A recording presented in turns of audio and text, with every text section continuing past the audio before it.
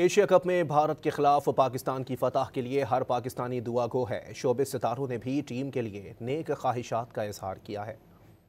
दिल से दुआ है जी, मेरे मुल्क को अल्लाह ताला इज्जत दे और मेरे खिलाड़ियों को फतह दे।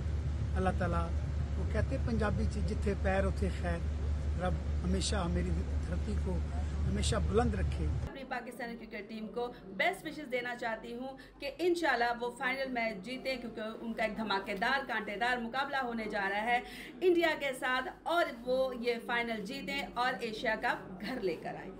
एशिया कप में भारत के खिलाफ पाकिस्तान की फतह के लिए हर पाकिस्तानी दुआ गो है। शोबिस सितारों ने भी टीम के लिए नेक ख्वाहिशात का इजहार किया है। दिल से दुआ है जी, मेरे मुल्क को अल्लाह ताला इज्जत दे और मेरे खिलाड़ियों को फतह दे। अल्लाह ताला, वो कहते पंजाबी च जिथे पैर उथे खैर, रब हमेशा मेरी धरती को हमेशा बुलंद रखे। अपनी पाकिस्तानी क्रिकेट टीम को बेस्ट विशेस देना चाहती हूँ कि इंशाल्लाह वो फाइनल मैच जीते, क्योंकि उनका एक धमाकेदार कांटेदार मुकाबला होने जा रहा है इंडिया के साथ और वो ये फाइनल जीतें और एशिया कप घर लेकर आए।